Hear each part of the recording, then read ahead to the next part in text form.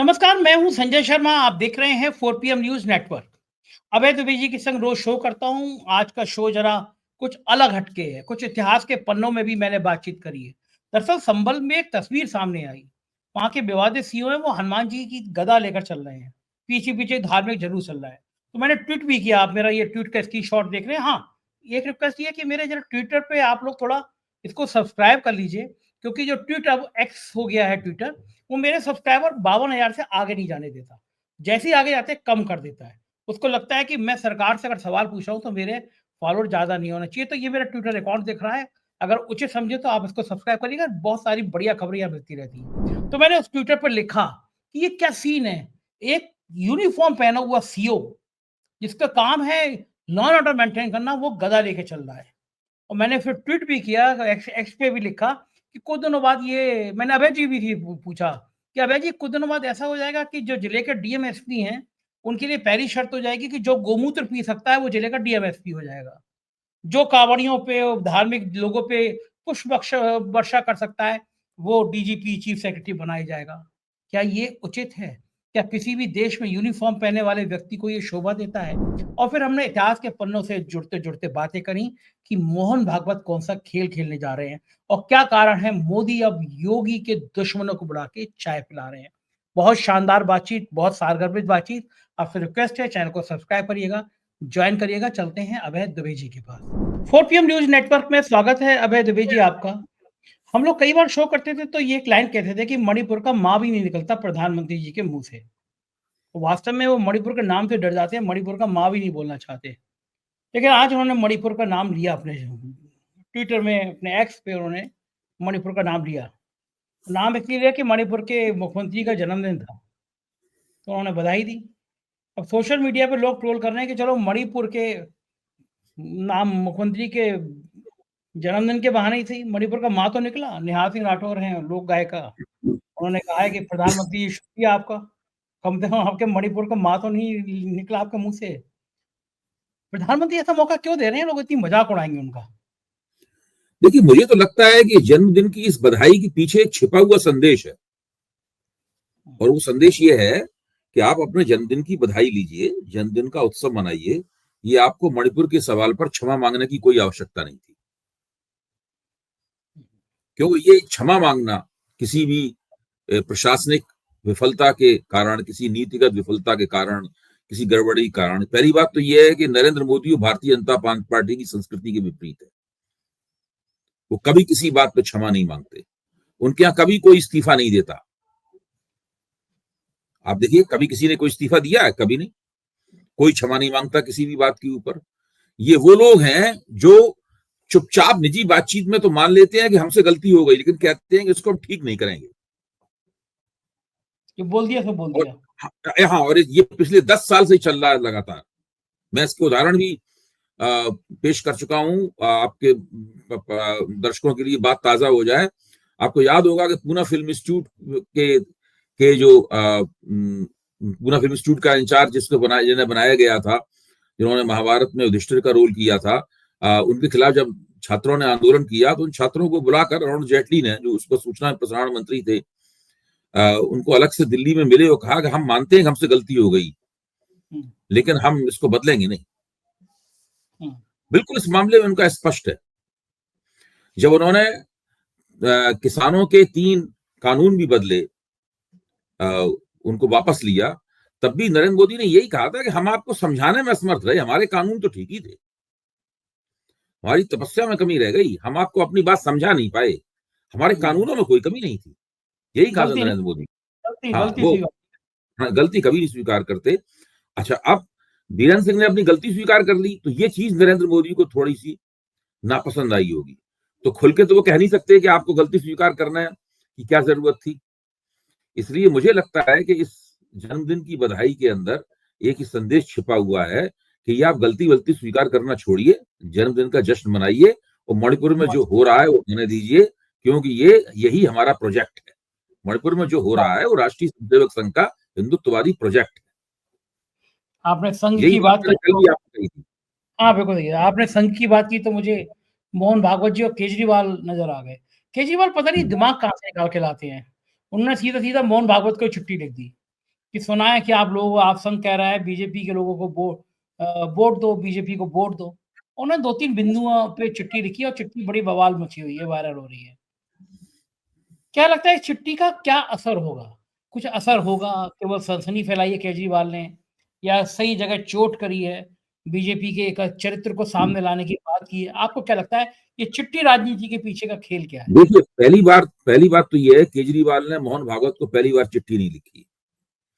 आपको ध्यान होगा जब सुप्रीम कोर्ट ने इन्हें चुनाव प्रचार के लिए लोकसभा चुनाव के दौरान छोड़ा था, उस वक्त भी बाहर निकलकर अरविंद केजरीवाल ने मोहन भागवत को चिट्ठी लिखी थी और उसके अंदर कई बिंदु यही सवाल उठाए थे, क्या भाजपा ऐसा कर रही है उचित है, क्या ये मुसलमानों को गाली दे रहे हैं उचित है, ये सब बातें केजरीवाल ने उठाई थी। उस वक्त भी हम लोगों ने टीवी पे बैठकर चर्चा की थी। तकरीबन उसी तर्ज पर केजरीवाल ने फिर से ये चिट्ठी लिखी है और ये सब बातें अब इस बार दिल्ली के चुनाव के संदर्भ में बातें कही हैं।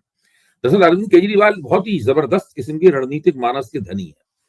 तो वो ये मानते हैं कि कुछ ना कुछ भारतीय जनता पार्टी और राष्ट्रीय स्वयंसेवक संघ के बीच में एक अंतर्विरोध है, कुछ है जो दोनों के बीच में पूरी तरह 100% पटती नहीं है दोनों की किसी मसले पर। तो वो 100% जो नहीं पटती है उसी को किसी ना किसी तरीके से वो जैसे कहते हैं मुखर करना चाहते हैं उसको। यही कोशिश पिछली बार की थी और यही कोशिश इस बार उन्होंने की है। तो इससे कोई भी ऐसा तरीका नहीं खोजना चाहते। आखिरकार वो ये सब चिट्ठी लिखते हैं, वो कहते हैं कि भाई यहाँ पे जो वोट कटवाए जा रहे हैं, पूर्वांचलियों के वोट कटवाए जा रहे हैं वगैरह वगैरह, इस पे आपको क्या ठीक लग रहा है, वोट खरीदे जा रहे हैं, आप इसकी निंदा क्यों नहीं करते। तो इन सवालों के जरिए चाहते हैं कि डिस्कोर्स में इस सवाल के ऊपर बहस में तेजी आए और लोगों के दिमाग में ये सवाल जाए। ऐसा कोई तरीका नहीं खोजना चाहते, छोड़ना चाहते, इसके जरिए वो इन सवालों को रेखांकित कर सकें और लोगों के सामने नए सिरे से पेश कर सकें।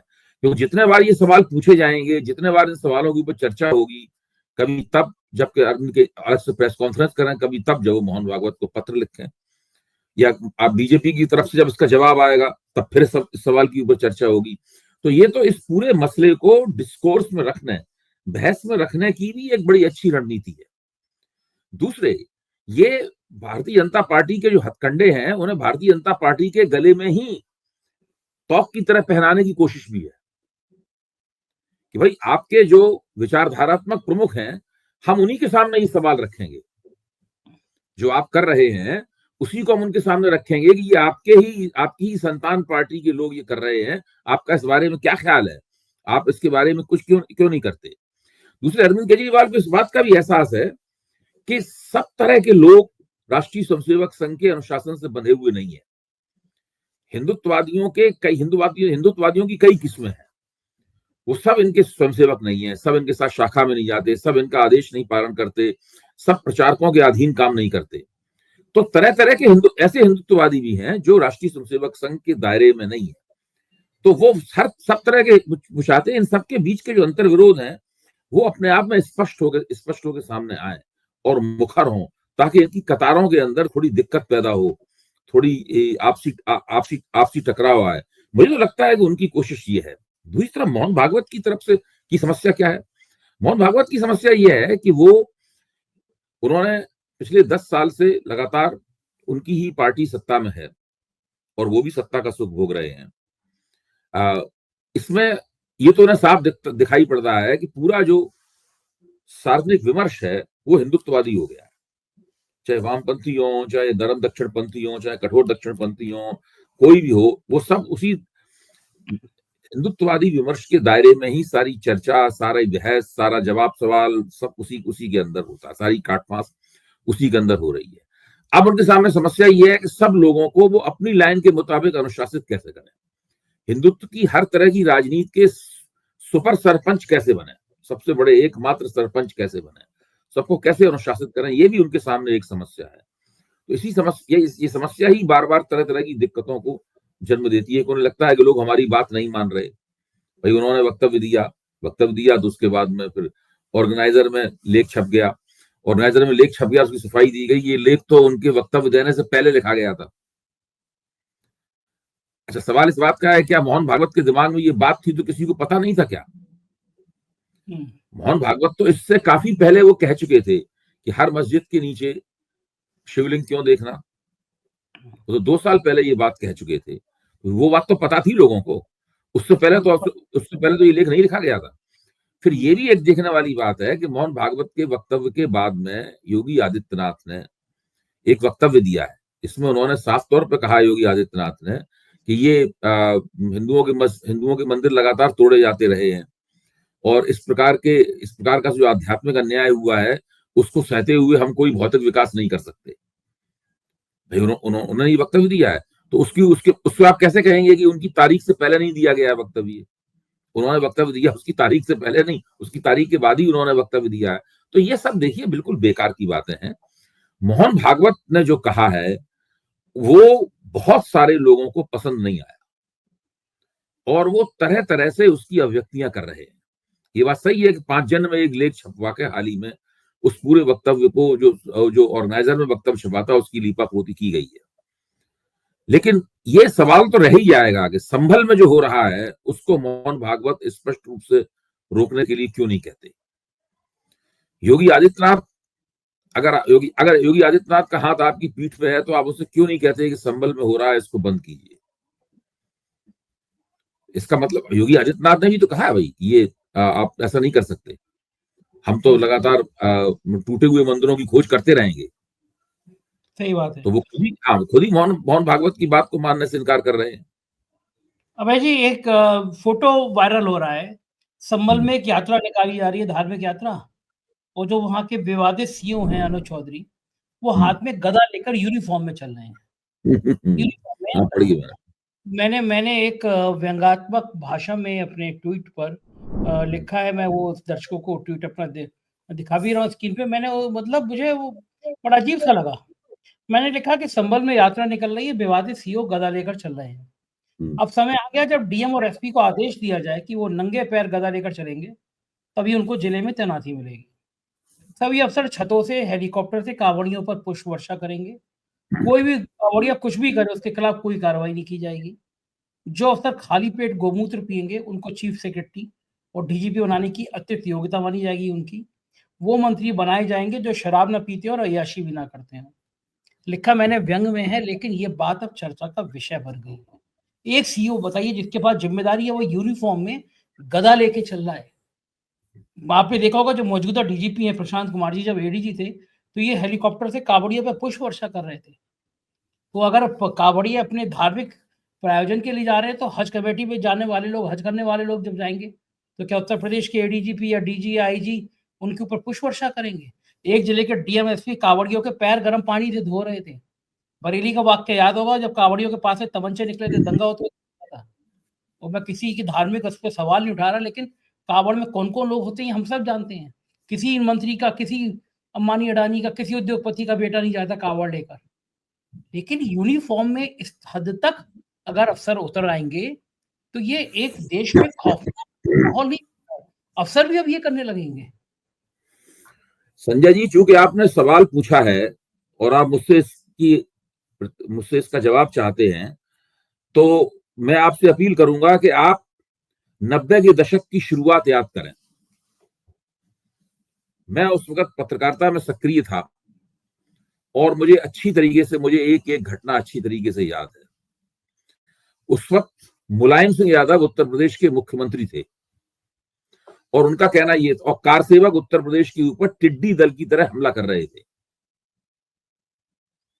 केंद्र में वीपी सिंह प्रधानमंत्री थे और मुलायम सिंह का कहना था कि मैं अयोध्या में किसी को पर नहीं मारने दूंगा, चिड़िया भी वहां पर नहीं मार सकती, ये मुलायम सिंह का कहना था। और कारसेवक लगातार कोशिश कर रहे थे कि अयोध्या में घुसें और उसके ऊपर बाबरी मस्जिद के ऊपर हमला करें। उस वक्त प्रशासन की क्या स्थिति थी? मेरा मानना है कि उत्तर प्रदेश के ब्यूरोक्रेसी के कई आला अफसर मुलायम सिंह के मुख्यमंत्री रहते हुए भी कारसेवकों की और राम जन्मभूमि आंदोलन की मदद कर रहे थे। उसमें से कुछ तो खुल के मदद कर रहे थे और उनका कुछ भी नहीं किया गया उसके बाद से। देखिए, अगर वो खुल के मदद नहीं करते तो फिर वो इतनी, जब सीआरपी लगी हुई थी तो कैसे कुछ कार सेवक गुंबद पे चढ़ गए कुदाल लेके? वो कुदाल लेकर वहां चढ़ गए, उसके बाद गोली चलाई गई, उसमें कार सेवक मारे गए। वो घटना हम सब लोगों को अभी तक याद है। तो हिंदुत्ववादी आंदोलन कामयाब ही नहीं हो सकता था अगर ब्यूरोक्रेसी में बहुतेरे लोगों ने उसकी मदद नहीं की होती। कुछ लोगों ने छुप के मदद की, कुछ लोगों ने खुल के मदद की। जो लोग सरकार के प्रति अत्यंत वफादारी दिखाना चाहते हैं, वो आज भी इस तरह के नजारे पेश कर रहे हैं कि वो पुष्प वर्षा कर रहे हैं या पैर धो धो के पी रहे हैं ये। और जो जो जो जो गदा लेके श्रीमान जी चले हैं, वो जल्दी ही भारतीय जनता पार्टी के टिकटार्थी होंगे। आपको ध्यान होगा कि उस राम जन्मभूमि आंदोलन में, 90 के दशक की शुरुआत वाले आंदोलन में, कई रिटायर्ड आईपीएस अफसर भी सक्रिय थे, आईएएस अफसर भी सक्रिय थे। तो ब्यूरोक्रेसी और राम जन्मभूमि आंदोलन के बीच में वो पुल की तरह काम करते थे, क्योंकि उनकी ब्यूरोक्रेसी से काफी उनका रब्त जब्त था। उनके जरिए ही ब्यूरोक्रेसी को सभी बताया जाता था कि अब आपको क्या करना है, अब आपको क्या करना है। भाई मान लीजिए वो 80 कलश जा रहे हैं कार सेवकों के, आप कल्पना कीजिए, मैं आपको वो नजारा पेश कर रहा हूं, 80 कलश जा रहे हैं। तो क्या कोई जो पुलिस वाले उस कलश के पहरे पे खड़े होते थे, क्या वो जूते पहन कर खड़े होते थे? नहीं, वो जूते पहन के नहीं खड़े होते थे। तो ये प्रवृत्ति बहुत पुरानी है। अब तो भारतीय जनता पार्टी की हुकूमत है और हिंदुत्व का डिस्कोर्स पहले के मुकाबले ज्यादा मजबूती के साथ समाज में जम चुका है। तो अब ऐसा होना मुझे कोई ताज्जुब की बात नहीं लगती उसमें। अब तो ऐसा होना, आपने जो लिखा है, ये भी सब होगा एक दिन। ये भी सब होगा कि लोगों को ब्यूरोक्रेसी से पूछा जाएगा कि भाई आप रोज गोमूत्र पीते हैं कि नहीं पीते। हाँ, ये लग रहा है ये हंसने की बात नहीं है। आपने ऐसे तंजिया लहजे में लिखा होगा, लेकिन वो लोग उसे गंभीरता से ले रहे होंगे। ये भी क्वालिटी होगी हमारी। हाँ, नहीं, लोग सोच रहे होंगे कि इसका प्रैक्टिस शुरू कर देनी चाहिए गोमूत्र पीने की। हाँ, नंबर बढ़ जाएंगे हमारे। बिल्कुल। अच्छा, मुझे बताइए अभय जी, जो आपने उस दौर की बात याद दिलाई, उस समय मुख्यमंत्री के प्रमुख सचिव नृपेंद्र मिश्रा हुआ करते थे। और मुख्यमंत्री का प्रमुख सचिव सबसे ताकतवर अफसर हुआ करता था वो तो। मुख्यमंत्री से बिना जिले के जो डीएम एसपीओ में हर समय मुख्यमंत्री से बात थोड़ी ना करते थे, वो तो प्रमुख सचिव से बात करके आदेश लेते थे। बिल्कुल। मुझे याद आ रहा है कार सेवकों पे जब गोली चलाने का आदेश हुए तब भी नृपेंद्र मिश्रा मुख्य सचिव थे।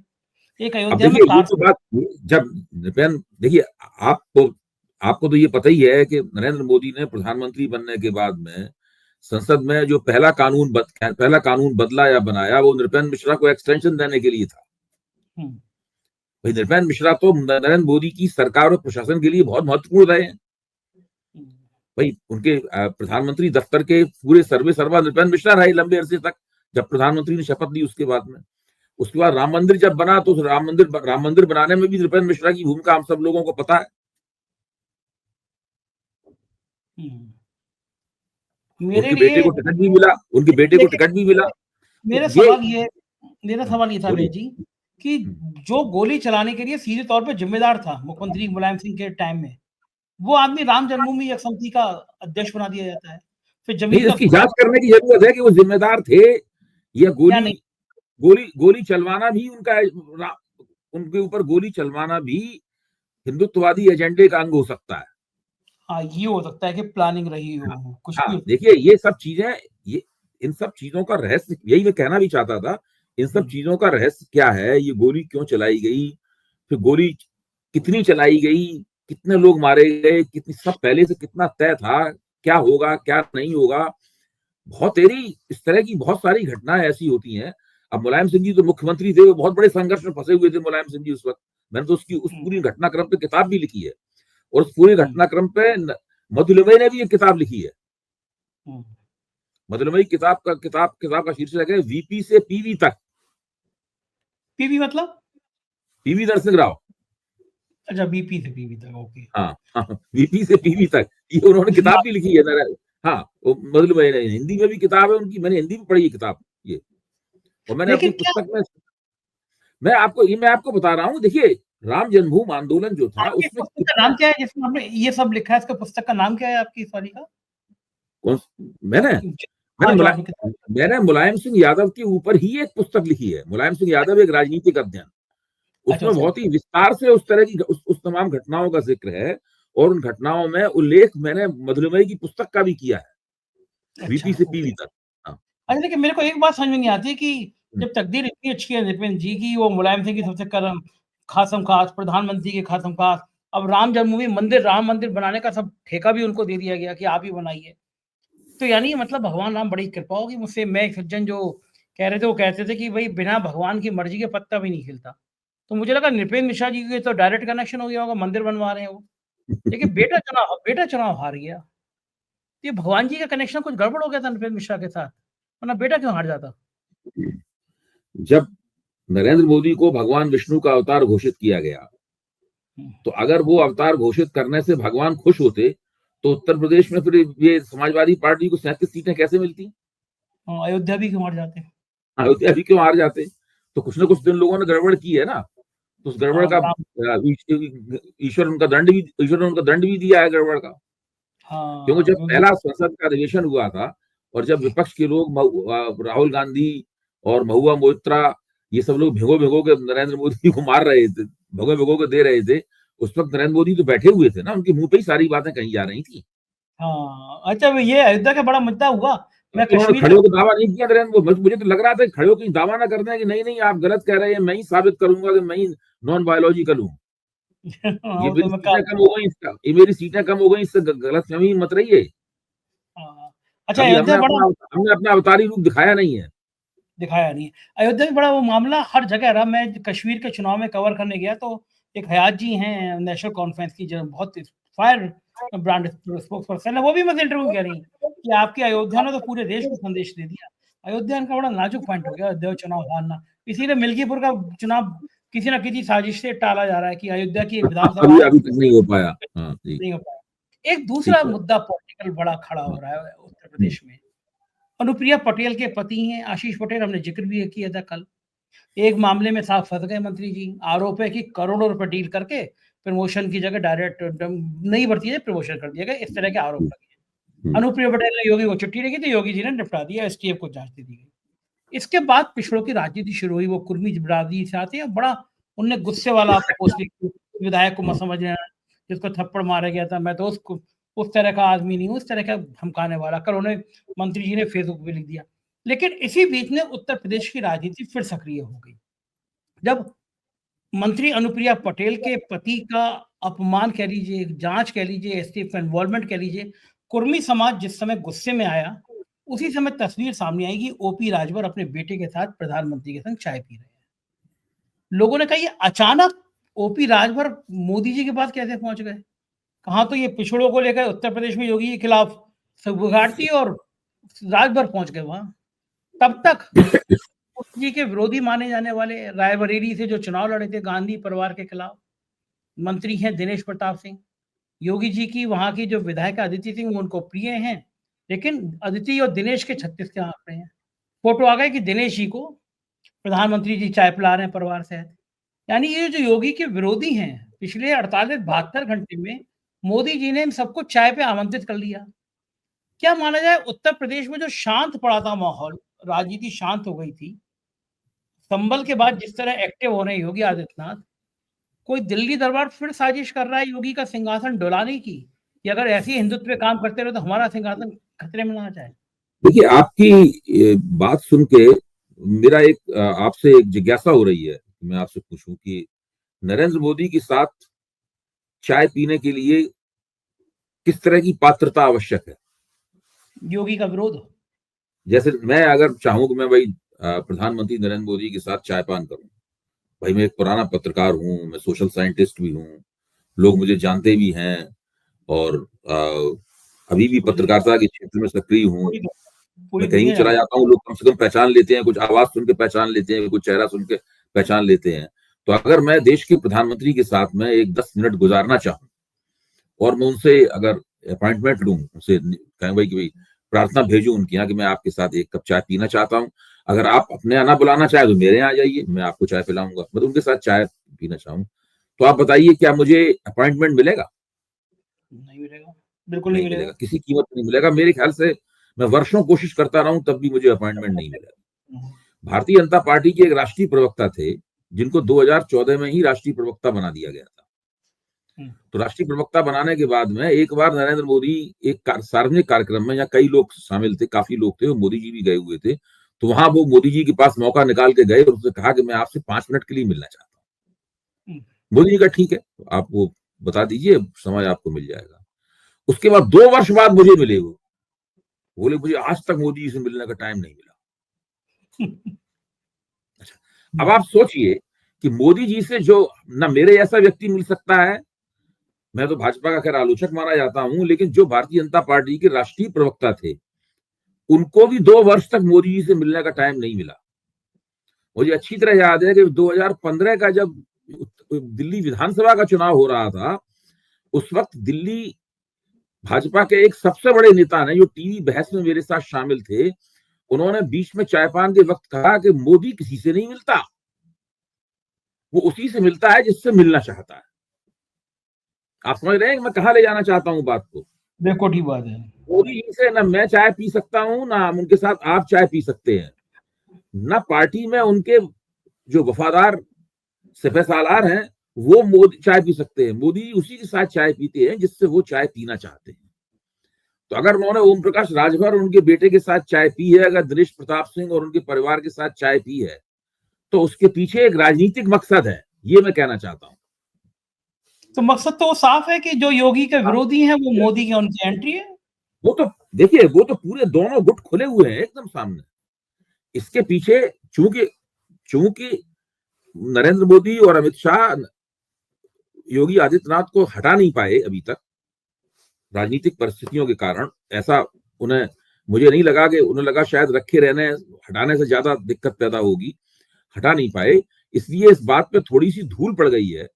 लेकिन कभी भी ये धूल उड़ जाएगी और ये फिर से जो संघर्ष है दोनों गुटों का, ये गुटबाजी निकलकर सामने आएगी। ये बच नहीं सकती गुटबाजी निकलना, क्योंकि जो दोनों उप मुख्यमंत्री हैं, जो योगी आदित्यनाथ की सरकार में योगी आदित्यनाथ के खिलाफ जो एक न्यूक्लियस है, उस न्यूक्लियस के केंद्र में दोनों उप मुख्यमंत्री हैं। और उन उप मुख्यमंत्रियों के जो चहेते पत्रकार हैं, वो लगातार उनके पक्ष में तरह तरह के वक्तव्य भी जारी करते रहते। ये चल रहा है। लेकिन जब इस बीच में अगर ये बैकवर्ड के नाम पर आशीष पटेल, ओपी राजभर, इस तरह संजय निषाद, ये सब लाइन लगती रही, तो जो योगी जी का बटोगे तो कटोगे नारा है कि बैकवर्ड को इकट्ठा कर लो, वो नारा तो खत्म हो जाएगा। नहीं, तो तर्क ये है कि राष्ट्रीय स्वयंसेवक संघ इस मामले में लोग एकताबद्ध भी हैं, बहुत से मामलों में संघर्ष भी है, और एक दोनों, हम लोगों को दोनों बातें देखनी चाहिए, किन बातों पे इन लोगों में संघर्ष है और किन बातों पर एकता। इस सवाल के ऊपर इनके ऊपर एकता। इनकी कोशिश ये है किसी तरीके से कि हिंदुत्ववादी प्रभाव में आकर बैकवर्ड वोट देना शुरू कर दें, या मान लीजिए जैसे 90 के दशक में या 2014 के बाद कई साल तक ऐसा रहा, दलित वोट देना शुरू कर दें। तो ये भी इनकी एक तरफ से कोशिश है। तो वो नारा जो है ना, वो नारा तो उनको मुफीद है उस लिहाज से, उनकी विचारधारात्मक गोटी लाल करने और हिंदुत्ववादी वोटरों की गोलबंदी के लिहाज से वो सही है।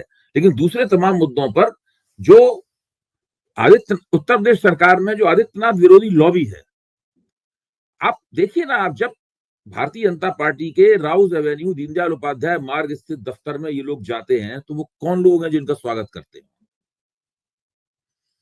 जिनके साथ ये हंसते बोलते हैं और गलबहियां डालते हैं। हमने उनकी तस्वीरें भी देखी हैं, हम उन लोगों को अच्छी तरीके से जानते हैं। ठीक बात है।